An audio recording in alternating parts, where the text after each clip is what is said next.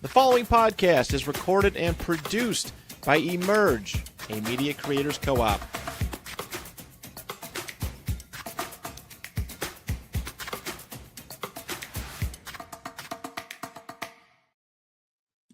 What represents a form of exchange, and the way that Bitcoin is structured, fine. There are people So that what would is- argue with you that it what has is a the hard, va- other than the fact asset. that some people have made a lot of money, like a chain letter. What does crypto do? I don't understand the question. What What does is the use of crypto? It what- pays no dividend. It doesn't represent an asset you can put your fingers on. There is nothing there. It is just an idea that it will go up in price. If you trust me, it will go up in price. when on an island, when shells were used to represent an hour of work, that you got 100 people, each one. Comparison. This is completely faith-based. No, it represents proof of work. Completely It represents proof of work. You're going to be totally wrong on Bitcoin too. You're going to be wrong on everything you've Proof covered. of unnecessary work shouldn't be worth a bucket of warm spit, and All it right. will not be. All right. It's only been 20 years so far, so someday you might be right about this. Well, look, Warren Buffett's in the same camp. No, I know. Yes, so is Charlie Munger. But you want me to list 10 people that aren't in that camp that are I'm just suggesting that there's a lot of smart people who also have that a view. lot of smart people who have a different view. The point is, it hasn't outlived a general bull market. We've been in a bull market since March of 2009. Right. And when we get into a bear market, which Joe may think we never will be again, a serious bear market of down 50, 60, 70, do we think it will prosper A lot in of that people, environment? anybody that listened to you from 2010, you've done a grave disservice to them.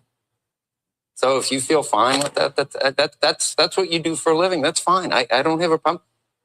Andrew invited you on. I'm just pointing out the facts of the situation. If someday you might be right like a broken clock. That's what we'll see. This may be a huge bubble that we're in. But Joe, you've said it again and again and again and again and again and again and takes again. its view from gleaning the internet. These are Fine. This is your track record. It isn't my track record. I can go through and give you quarterly letters, which I have written, bracing yourself for a melt-up, a market melt-up. 2018, that's already 8 years, proves you don't know what you're talking about. And there are plenty of others like that.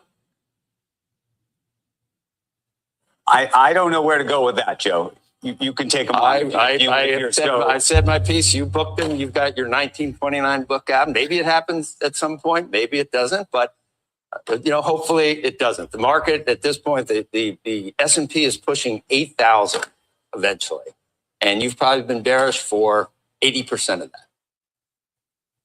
I've been saying that the market is overpriced by long-term standards.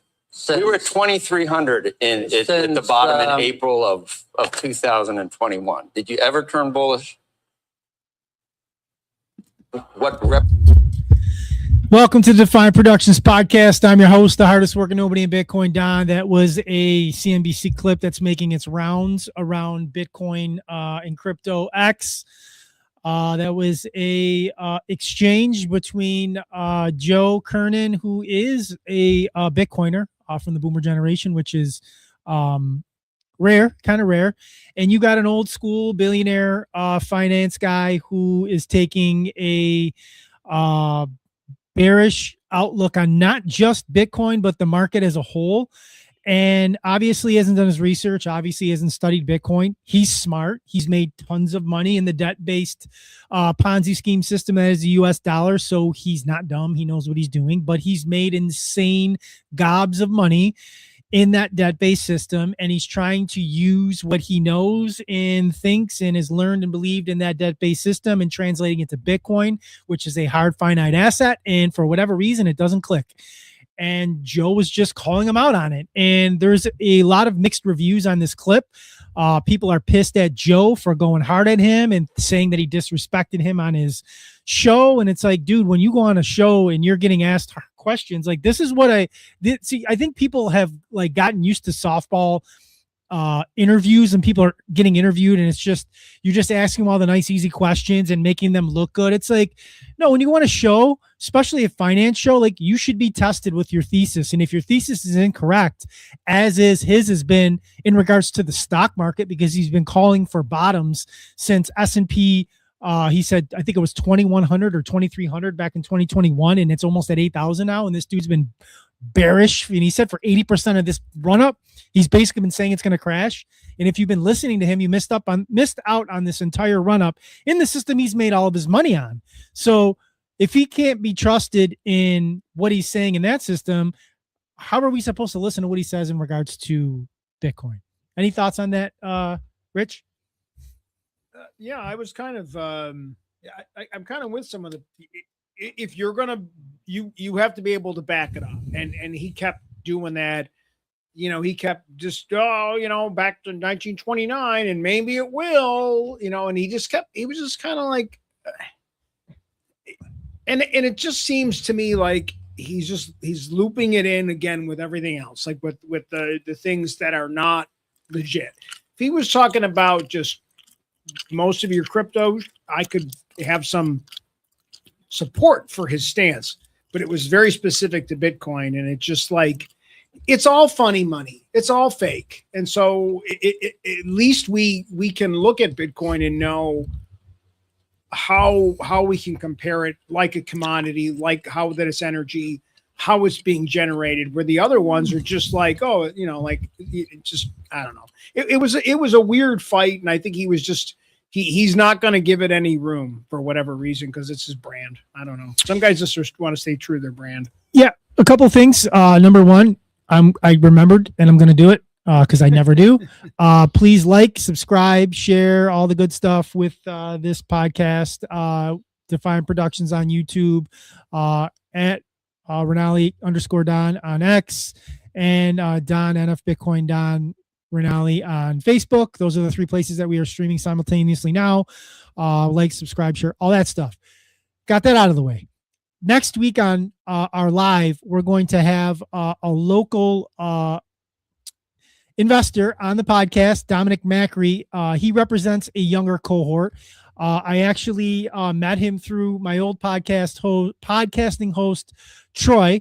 And Dominic is very smart and astute when it comes to investing. He is a Bitcoiner, owns Bitcoin.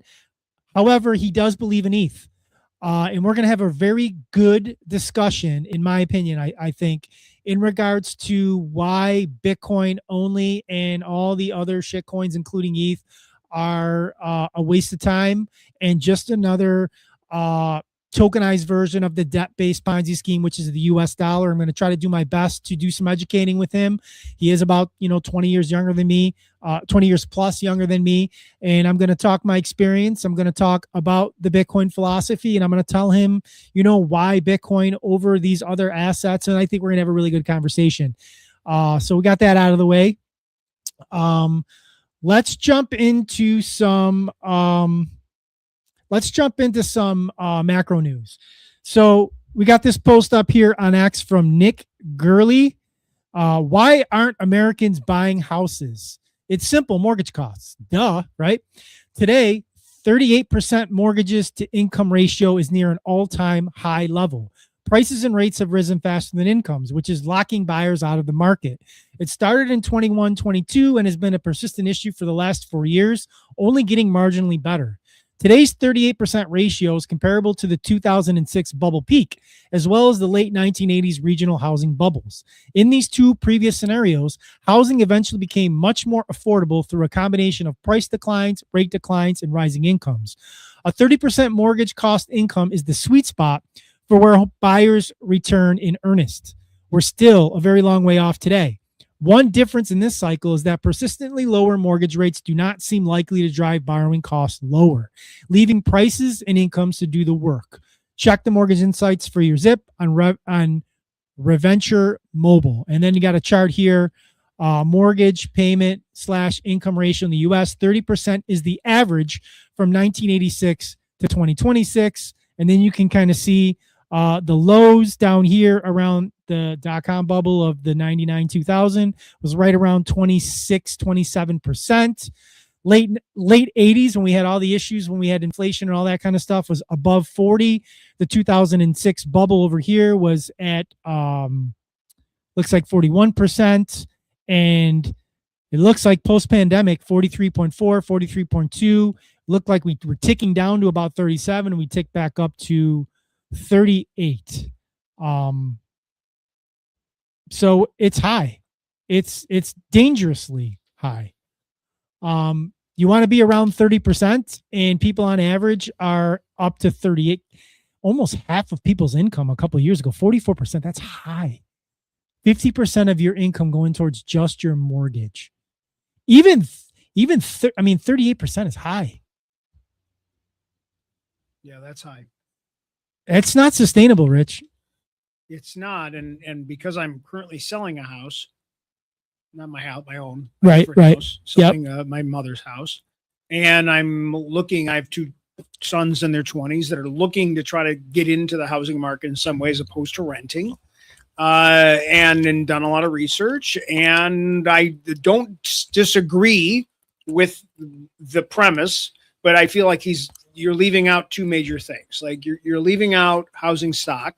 There's not a lot of houses. Yes, there are houses all over the country that are not occupied, but many of them are in older cities and things like that. So they're not being utilized. So we're not building a lot of new homes. There's lots of reasons, because the cost is just ridiculous because of lumber and all those types of things. But then the other really thing when it comes down to is, and this was something that Congress actually did try to address, is this issue of corporations buying homes. BlackRock was doing a lot of that. What was that? BlackRock was doing a lot of that post-pandemic.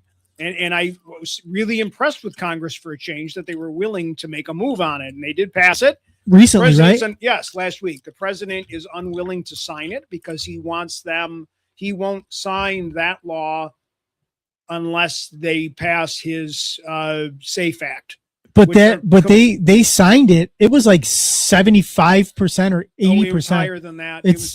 There was only 5 senators that voted against it. His veto means nothing. Tommy basically. Tuberville, who is, I've got a rock in my garden, which has got more financial wisdom than that guy, and a couple others that are just going to always side with her. But then President Trump came out and said, like, well, it's all about interest rates. Nobody cares. He didn't think that. He didn't want to equate corporations owning it. I'm not saying that you can't have an LLC, and that's what the law said that they wrote. The law was like a guy, a landlord who has 20 homes, and he's that's fine. We're not talking about the little corporations. We're talking about major corporations that are buying hundreds and hundreds. They're going 10% above what the market's showing, because they can throw it in, because they know they're going to make it back by making everybody renters for the rest of their lives. And and it's one of those. So that is definitely an issue.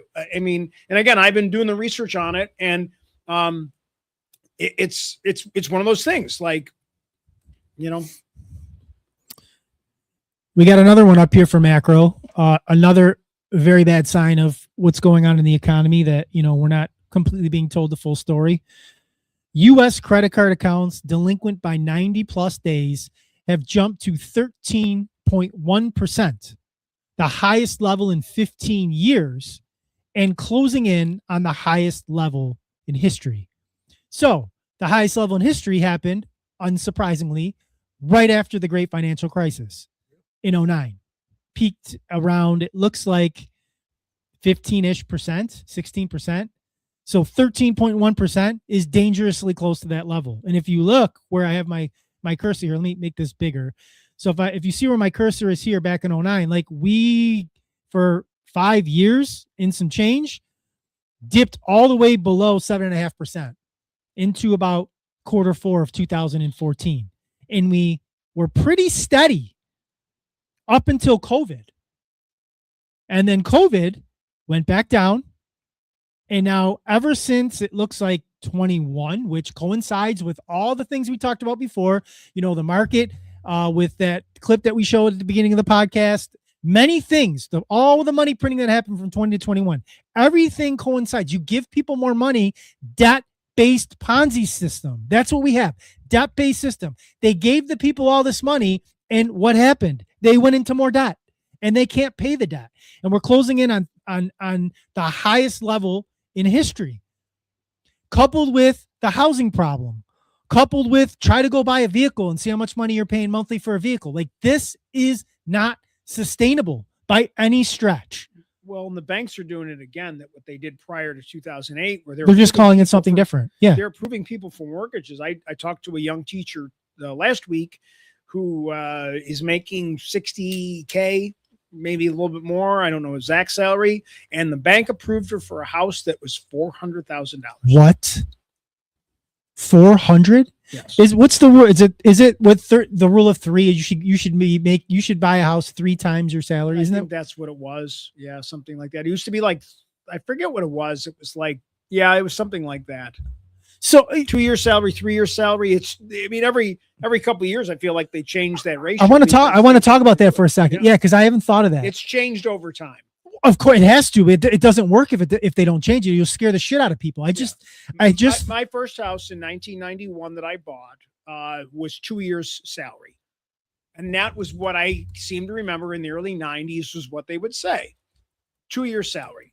Now then it was some point I heard it was 3-year salary, which is some point. It's kind of nuts. All right, so the standard rule of thumb in AI, the standard rule of thumb to buy a home is 2 to 3 times your annual salary. Okay, so that makes sense. Okay, so let's ask this. Let's ask another question here. So let's keep that number in. What is the average salary of an American? So we got 2 to 3 times the salary now. Okay. Technology in real time, searching, thinking a little longer. 66,000. So let's keep that number in our head for a second. Right. So anywhere from 120 to 180, right?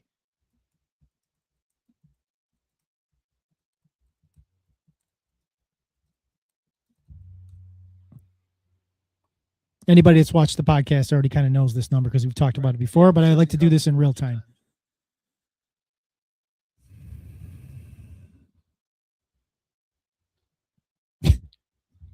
Do you see what just happened, Rich? Yep.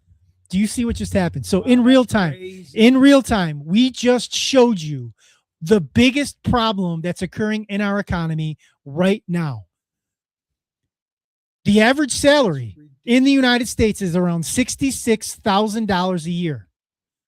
We showed you a number earlier that said 38% when it should be 30 is the income to mortgage ratio, which is getting dangerously high. Instead of 2 to 3, we're 8 to 9. So if the average salary is $66,000, right, and the average that means that the home should be between 120 and 180. Sure. But the average home price in the United States right now is $514,000. There's no mathematical way that people right now can own homes. The math does not support it. Even if assuming like people are dual incomes, so the one person is making 60, the other person is making 50, you got 110, let's say. So even that is still 5 times. Like that's still 5 times, 4 to 5 times. So even if it's like, well, 500 is too high, they don't need that big of a house. Okay, they're buying a $400,000 house. Okay, it's still 4 times. Like it's more than it was. And that is in conjunction with everything else that's happening too. It's not like just housing is expensive. Like when I bought my first house in the early 90s, it was a seller's market. Okay. So the buyer was getting killed, but car prices weren't bad. Interest rates weren't bad. It was that, but now it's the market's bad for people trying to buy houses, whether you're in your 20s, 30s, or even maybe in your 50s, you're trying to downsize. There's almost not a point of downsizing because you're going to spend so much more money to downsize. Why sell the big house that you have? Like, unless you really think you're going to make money off of that house. I guess maybe you will. So the AI has the median sales price along with the average. So the median's $403,200. So if you're putting 20% down on that house, you need $80,640 in cash up front. Who's got that? I was approved. Who's got that, Rich? Yeah. I don't think people do. And they're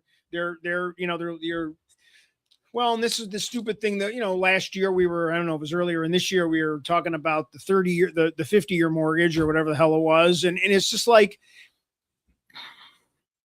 this is one of those things that bother me. Like, we know the illusion of owning a home in a country. We get that. We get taxes, and you never really own your home. And you've really been very smart in educating people to realize you're always paying property taxes and all that stuff. But still, the concept of owning your home is still a really thing, but it's getting to the point where we're just creating, we're creating a culture of renters, in this country, because it's getting to it's not sustainable. And there's a house in my neighborhood that I was going to see if I could buy, and then rent to my sons to get them out of the house so they could have their own place to help them out. And eventually maybe one of them could choose to buy it from me. But it's owned by this corporation. It's not an LLC. It's owned by a corporation. And I went to their website, and they own hundreds and hundreds of homes. So they bought this house in Niagara Falls around the corner from me. Not a great house. It's been empty for months. That's why I figured maybe it was for sale. So I went and figured out who owned it, tracked it down, because there's ways to do that, with different websites our city has. And again, this corporation owns houses all and other types of properties all over the country, hundreds of homes, hundreds. That's not what the real estate market for homes was supposed to be. I don't care if Benderson or whatever these companies own these big, mini malls or whatever you want to call it.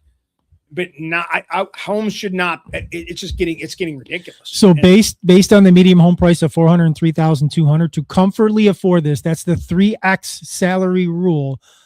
A household needs to earn $135,000 a year. Now, when they say household, you're combining two salaries. So right. If two people are making 65 and 70, okay. But what about the guy that wants to start out and buy that? How are you going to get the starter? You have to be in a relationship with somebody else, sharing that. Yeah. People are getting married later. Purposely having kids later. I read a whole article about that too last week, that one of the reasons people are having less kids or waiting to have kids or not having kids at all is because they realize they've done the math and they just simply can't afford it. And then, our secretary of something, I forget which guy it was, he was like, well, the problem, and he had some goofy thing, and he blamed $28. They spent $28 going to lunch or whatever the heck it was. It was one of those things. But it's just that's not really recognizing, or they just don't want to because they're in cahoots with these corporations. I don't know. Because they don't want to, they don't want to change the system because they benefit from the system. We all know that. We're going to transition back into Bitcoin because that's what this podcast is, a Bitcoin podcast. So we're going to show a couple of different videos. I picked a couple of good ones today, Rich. I'm interested to hear your, as you haven't seen these, I'm assuming, your thoughts on some of these that we're going to show and what these individuals are sharing. This first one is from the podcast from looks like a couple of days ago, June 27th. It's fascinating to kind of see how fast this is all going. One of the narratives that's changed significantly is the debasement trade. Bitcoin, gold, silver, everything selling off. I think you've called this the debasement capitulation. They're still debasing the currency. Yes. So what's going on? Why is Bitcoin, gold, and silver all selling off? I think last year, not just last year, but the last 2 years, there were two, let's say, bubbles. And when I say bubbles, things that both retail and institutions agreed on. So AI, no. Retail loves AI. Institutions, for the most part, they're the older you are, the more you think it's a bubble. Nobody who thinks AI is a bubble thought gold was a bubble. Gold was the way bears got to come out and go, I'm bullish on something. It's just gold. They're also all bearish on bonds. Nobody owns bonds. Why would you own bonds? Inflation's on the higher side. So the debasement trade is not just long gold, long silver, long Bitcoin. And yes, Bitcoin was part of it until October of last year. Bitcoin was outperforming the stock market. Bitcoin was outperforming bonds significantly. So gold, silver, and Bitcoin get lumped in. It's amazing how Bitcoin gets lumped into software. we get a bear market in that. It gets left.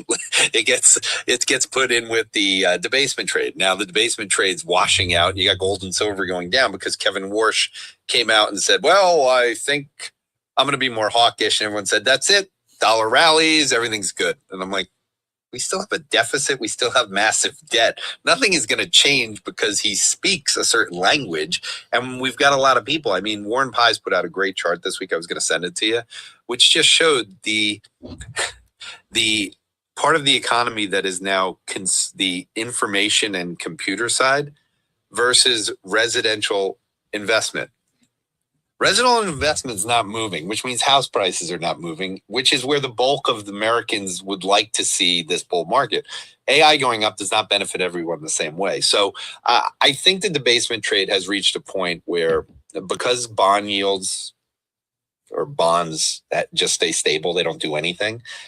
This was really people had reduced in their wealth management portfolio. I think some pension funds had done this.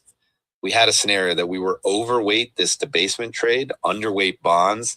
And when the trade starts doing poorly and it coincides with us running into the end of a quarter, and everyone should remember this, Bitcoin is now an asset that people invest in. It's part of the asset allocation process. People make decisions at the end of a quarter, and you tend to get a lot of people that are bailing out. You also have people shorting the hell out of the thing because I'm reading more Michael Saylor stuff and that MicroStrategy is going to blow up and they're going to have to sell. So we really have the mob is not involved, meaning retail is not involved. It's a bear market. You have institutions that hate Bitcoin. You have the debasement trade going down. You still have the software names like Adobe and Salesforce not bouncing at all. Bitcoin is just lumped in with a bunch of bad stuff right now. When will it recover? Again, Very good points there. Like Bitcoin does unfairly get lumped in with, tech stocks, and then it gets lumped in with gold and silver. And it's like every time something is not performing well and then Bitcoin's not performing well, it's like, well, Bitcoin gets lumped in with that.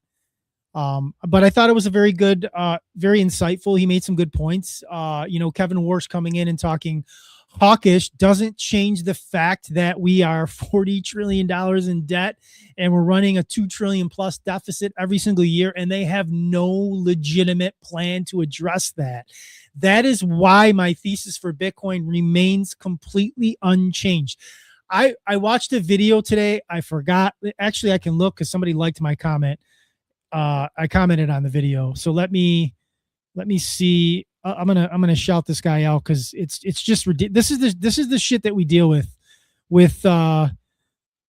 So this guy, the tech lead, he's got 1.46 million followers, and he posted a video 5 days ago that said, "Why I sold all my Bitcoin, it's over." And he was super bullish on Bitcoin, owned a lot of Bitcoin. And he went away for a minute, and then he just made this video a couple of days ago and explained where he went. He said he was embarrassed because he sold his Bitcoin and he was so bullish on it. And then he proceeds to say that he got margin called, he had it all on leverage, and he was basically leverage trading Bitcoin, and that's why he had to sell his Bitcoin. So I posted, you don't trade, that's your problem, along with your time horizon. You buy good assets continuously, not on margin, and hold. 1.49 million subs. And the guy is on here leveraging BTC. Jesus, come to the smaller channels where we don't get people wrecked. I mean, and people were commenting on here about, you're not the Bitcoin guy, you're the margin call guy. He sold, time to buy again. We're so back. You're not the Bitcoin guy, you're the casino guy. Buy high, sell low, let's go. It's just like, these are the people that get out. Like, this is who people follow. Like the guys that are out here gambling with great assets, leverage trading. Like you're not a Bitcoiner. I will die on this hill. If you leverage trade Bitcoin, you're not a Bitcoiner. I don't care if 95% of your stack is in Bitcoin and you take 5% of it and you leverage it. You're not a Bitcoiner in my eyes. My opinion, I'm a nobody, doesn't mean anything, but my opinion, if you're leverage trading any Bitcoin at all, if you're gambling any Bitcoin at all, you're not a Bitcoiner because that means you don't understand what you own. If you are gambling with Bitcoin, you do not understand what you own. I'll go to the casino and gamble fiat because fiat is not, it's worthless. It's paper. It's cotton and linen. I understand that you got to have money to operate, but like, it's just fiat. I've never gambled and never will gamble with any Bitcoin. We don't do that around here. So this guy's got 1.5 million people following him, and he's telling him the margin trade, his leverage trade is Bitcoin. And then he says, I sold it all. It's over. It's over because you got margin called. You were buying at 126 and it went down to 60. Yeah, it's over for you because you got margin called. You were gambling. And this is a volatile asset, and you're going to get wrecked every single time. But anybody that's bought and DCA'd and held and not leverage trading is doing fabulous, fantastic. But these are the people that have all the subscribers because they sell this Kelshi and poly market bullshit dream, and people think they can just go around, getting rich by gambling. It's ridiculous. I don't know what to say, Rich. That's my rant on that. It's like there's that thing that pops up on social media all the time. Like, this is one of the questions that only smart people can answer. And a guy has a cow and he sells it, buys it for 6, and then he sells it for 7, then he buys it back for 8, and then he sells it for 9. My answer to that one is always, why are you buying and selling the same cow? Just keep the cow. Just, don't you need the cow? I never understood. I hate that stupid thing. And it's like, I guess in this case, it's like, to be trading that, whatever that is you're holding, whether it's Bitcoin, whether it's gold, whether it's art, whether it's real estate, to me, it's very confusing, this buying and selling of it, trying to, I understand, unless you're really good at managing, your wealth, I just don't know. Unless you're really pulling in a lot of software and you're just on that computer all day long. And a lot of these people, they knew that were day traders, like they all thought they were geniuses. And now most of them, aren't doing it anymore because they really didn't know what they were doing. And like you said, then we get these guys with big channels are just kind of like, they're mucking up the system. We're going to pivot to somebody I respect quite a bit more than that last guy. This is Darius Dale. He's going to talk about Bitcoin and gold are both negative in 2026, yet both belong in long-term portfolios to hedge against monetary debasement and inflation. Let's listen to Darius Dale explain that. And then the 30% that's currently in gold is designed to defensively protect investors from financial repression. When you have financial repression, which means the central banks are keeping the interest rate level of interest rates in the slope of the curve at levels that would otherwise not be desired by financial market participants. Financial market participants would probably price, in our opinion, if you had a healthy level of term premium in the bond market, the 10-year would be somewhere closer to 5.75%. Just having a normal level of term premium. So term premium is still very depressed relative to what is normal. And so ultimately we are being financially depressed across the entire interest rate curve. And so whenever you see these episodes of financial repression, it's usually when, whenever you have a significant amount of financial repression, what ultimately happens is the underlying core risk in financial markets, the most important risk is inflation, not deflation. If you had a normal, healthy level of interest rates and the markets were appropriately pricing the price of money, which is nothing more than a transferable unit of human time, then ultimately the ultimate risk in the marketplace would be deflation. And so that's when the 30% would be the target allocation for that 30 would be in fixed income. But right now it's in gold because we ultimately understand that we're being financially oppressed. And then finally, the 10% for Bitcoin is defensively protects investors from monetary debasement. We have just outright explicit monetary debasement, Fed balance sheet expansion from the central banks around the world in a way that increases the supply of fiat money relative to the goods and services that those fiat units of money can buy. Then ultimately that's what we call monetary debasement. And that is a big risk to investors from the perspective of two things. One, sometimes monetary debasement spills over and causes inflation in the real economy. But the more insidious and underreported aspect of monetary debasement is the Cantillon effect. The Cantillon effect is a economic dynamic, but whereby the folks who are making all the money in the capital markets, the folks at the top part of the K who get to participate in the stock market going up year after year after year, 20+% per annum in recent years, they get money in their accounts, and that allows them to it creates excess demand for goods and services that they consume. And because they get the money first, they push up the price first, so they don't necessarily have to deal with the inflation, but it's everyone who buys the good and service after them who didn't get that unit of capital appreciation. So that was a very important point he just made, the Cantillon effect that he talked about. Like, people don't talk about that enough. I mean, Bitcoiners do, because we delve in those streets. But the Cantillon effect is the people at the top of the pyramid that have all the money and all the assets. They don't get the inflation because they're the ones driving the price up. It's everybody that buys behind them that gets the inflation and has those effects. So inflation is it's unfortunate because a lot of these people that are tasked to help us with this inflation problem, the millionaires, the multi-millionaires, and the billionaires, they don't feel it. They don't experience inflation. We do. But they're the ones that are supposed to make the decisions to make inflation better for us. And they say those words and they talk those words, but they don't have any intention to ever help with it because they don't experience it. They're not feeling those effects. Let's finish out this video and then we'll have final thoughts on it. That's one of the more discussed economic dynamics, and in our opinion, we think it's a core contributor to this K-shaped economy and a core contributor to why so many families across our country and then really around the world feel like they can't get ahead. So yeah, that's Darius Dale basically breaking down portfolio construction of what he is telling his clients to do and making the case for gold and silver and Bitcoin against monetary debasement. That's just going to continue. Like the $40 trillion is not going anywhere. Like, people that are betting against hard assets are just betting in the wrong direction. Like, there is no plan. There is no plan for that 40 trillion. Since we started this podcast, we've almost added 10 trillion to this national deficit. Going back to 2022, like, there is no plan. It's going up. Up only is the deficit. Whether you believe that for Bitcoin or not, up only is the deficit. So if the deficit's going up, inflation's going up, what are asset prices going to do? And what is the hardest, most scarcest assets going to do but go up? Here is, again, this is, Bitcoiners believing. I don't know if necessarily I believe this number that Saylor's going to throw out here in this time frame, but he makes a compelling case for why he believes this number and the time frame that he believes it's going to happen in. And there's been a lot of news about Saylor lately, so let's listen to this from an earlier in the year podcast with Natalie Brunel.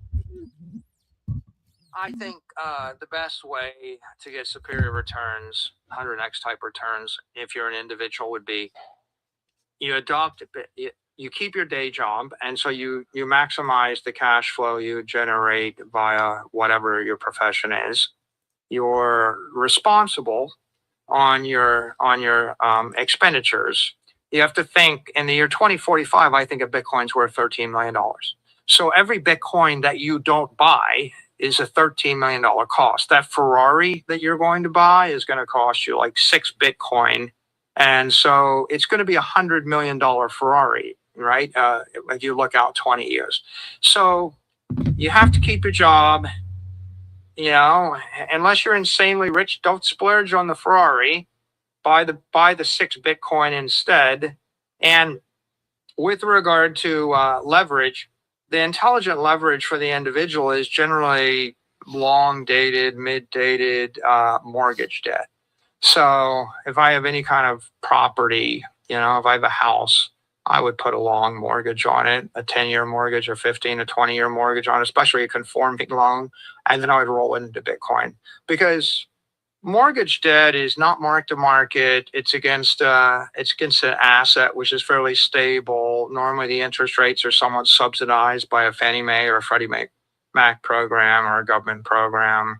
So it's the cheapest form of permanent capital that someone can get. So, I give you what you shouldn't do. You shouldn't quit your job. You shouldn't splurge on sports cars you can't afford. Don't buy a yacht because it's obscenely expensive, and don't pay off your mortgage. Don't get debt free. Any capital you have that's not marked to market capital would be better invested in an asset that's going up 30. What are your thoughts on that advice, Rich? Yeah, that's some really good advice. Like, I think, like there's, especially what he was saying about housing. There are certain advantages to having a mortgage payment. If you were able to get your house when the interest rates were low, there's advantages to not paying it all off right away. Whether it's just having good credit score for other things when you do need the money for something. Having a little bit of debt's not a bad thing.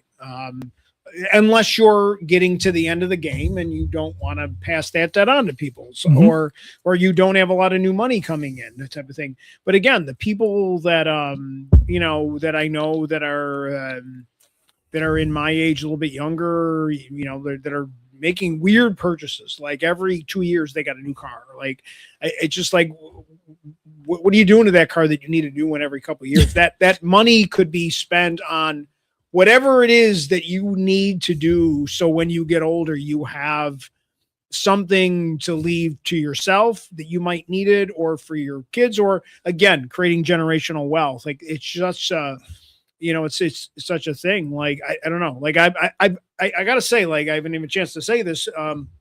Again, like, in the time that I've been doing this podcast with you, I've become much more concerned about finances and paying attention to things. And I'll tell you off the air about some major changes I made to my investment portfolio that I had, because I've learned so much from you, just about finance in general. And it's made me question this whole fiat system, and how am I going to protect all the work that I've done, and do it right, so that I can take care of the next generation and leave something behind. Not that I'm not going to spend money and have fun. Like you said, you go to the casino and you blow some money because you're entitled to, and that even he said, like Sailor said, like, you can do things, but don't buy a yacht. What do you need that yacht for? But you can do other things. Like, and that I thought that I do like him. I think he speaks very common sense about finance, and he's thinking of the little guy. He's not thinking of some big corporation. He's thinking of the little guy. You got to keep your job, and then figure out how you can take that money and have that mortgage, and then take that difference and do something smart with it. Like, I think that's really cool. I was impressed with that. Yeah, he's got some drama going on that we're not going to really talk about, because I'm not a MicroStrategy holder. I'm not a stretch holder, and I don't want to get in those streets and what's right and is his debt leveraged correctly. He seems to be surviving. He seems to be, he's got a ton of Bitcoin on the balance sheet. He's doing something right, and I'm not gonna pass judgment. I like how he speaks on Bitcoin. Not a fan of how he's kind of evolved in regards to Ethereum and some of the other stuff, but we don't have enough time to get into all of that. Here's another tweet from earlier today. The Genius Act is already working, and here's the proof. Regal Cinemas is giving 10% off all tickets and concessions if you pay with dollar-backed stablecoins. This is not a pilot program. This is a national cinema chain changing its payment behavior weeks after the Genius Act passed. The broader picture from Cody Carbone of the Digital Chamber: current average remittance fee in America, 6.5%. Every 100 cents overseas, the recipient gets $93.50. Takes 3 to 5 days. With a dollar-backed stablecoin, instantaneous, almost free. The legislation passed. The real world is already responding. Gas stations, movie theaters, remittances. This is what crypto adoption actually looks like, not price charts. Discounts at Regal Cinemas. Good stuff. Let's get into the next thing, as we are getting short on time. I want to show this video. This is a good one. Jeff Booth is dynamic when it comes to his belief system and his discussions in regards to BTC. So let's hear from Jeff. Bitcoiners for sure, but everybody on the planet knows that the debt in the world is insolvent. Right? There's no way to pay back the debt in the world. The debt in the world globally is probably over 300 trillion. It's actually it might be a lot higher than that today, like with dark pools of capital and off balance sheet. But let's call it 300 trillion. And go look how much 300 trillion is, right? It's so outrageous. Like, do a Google search of a million versus a billion versus a trillion, and then 300 million, and then ask the Google search, or ask Claude or something, how long would it take to pay back at whatever dollars a second? And It's completely insolvent. It's a make-believe number. But that debt powers everything else. So your house, if that debt is insolvent, your asset on top of that is also worth zero. If that were to fail. All of the things you control on top of that you think you control based on this underlying assumption that this is solvent, are also completely zeros.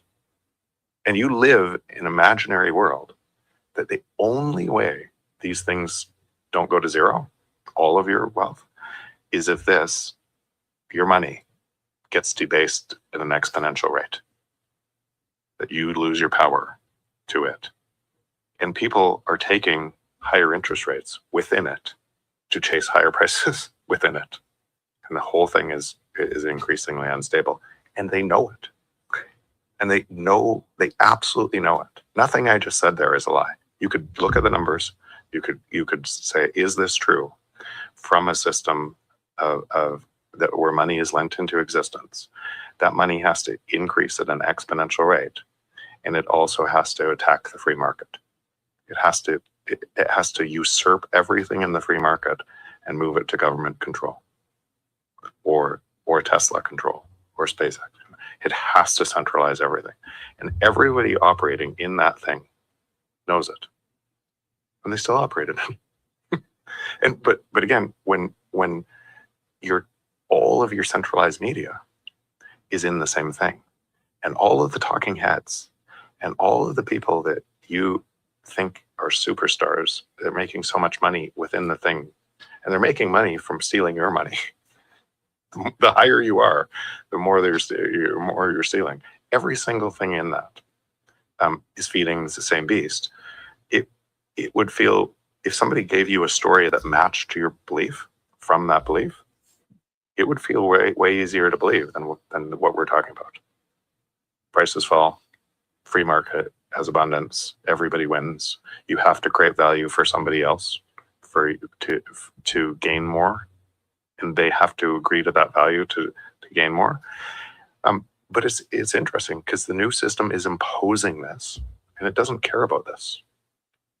But what you realize is, because most people are even measuring Bitcoin from this system, they're likely going to get liquidated or be the wrong side of a chain fork at some point from that system, and it's going to be really messy.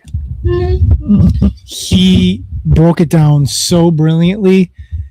He was talking about, like, number one, let's talk about the fact that Bernie Madoff went to prison for 20 years for a Ponzi scheme, and the government is performing a Ponzi scheme every single day with our dollars. That's number one.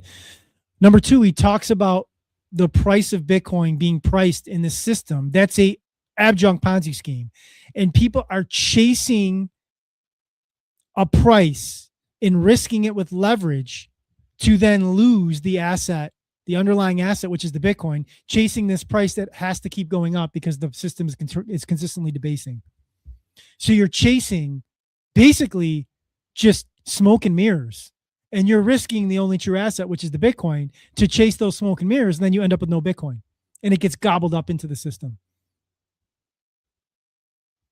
So when you're leverage trading and you're buying things on margin, and you're risking, even like on some level, like when people do this with, like, against their stock portfolio or against their, like, you're holding hard assets and you're chasing the smoke and mirrors of that debt-based system, the debt-based Ponzi scheme, and that number that you're pricing it in a broken system. Like, that number is broken and you're chasing a broken number. And it's so hard for people to conceptualize because we never have these conversations, and people don't even get education on how the system works itself, let alone like what money is. Like, most people can't answer that question of what is money.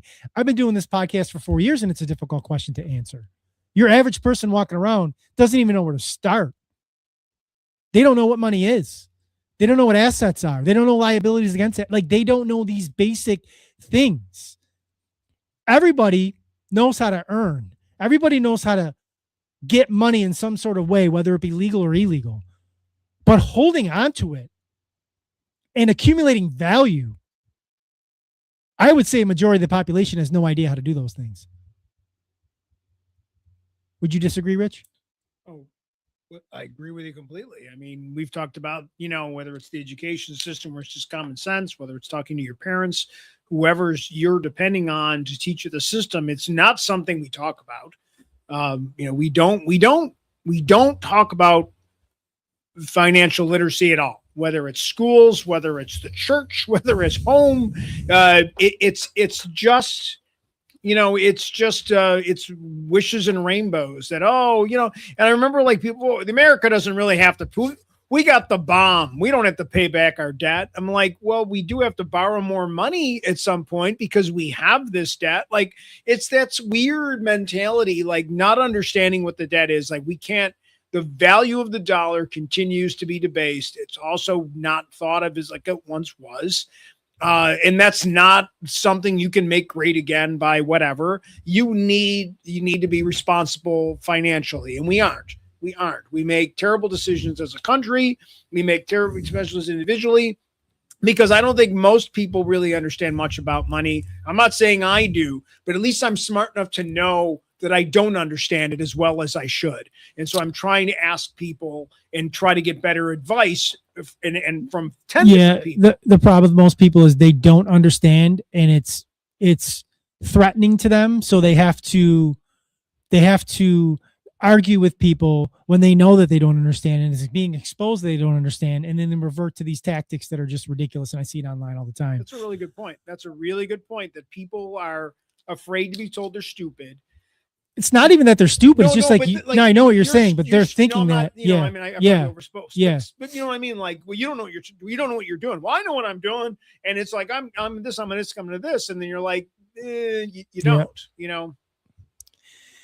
This last thing we'll kind of end on. This was Tom Lee. I'm not going to play the video. He makes some good points, so I wanted to talk about it, which was kind of the lead to this podcast. That like markets are being kind of crazy right now. Oil crashed. The stock market doesn't care. The Middle East conflict is far from finished, but here's his read.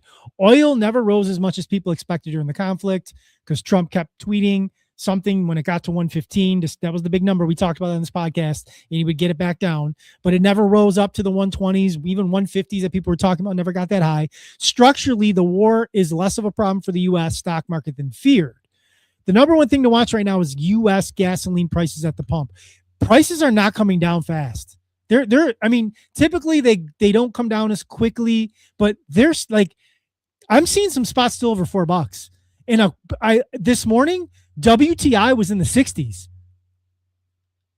WTI got up to almost 115. It's almost half that, like 45% less. And prices got as high here as like 450. And I'm seeing some prices still around $4. Like the price should theoretically be well into the threes at this point, and it's not. It's not here, which is kind of weird. And I think people should be asking questions about that.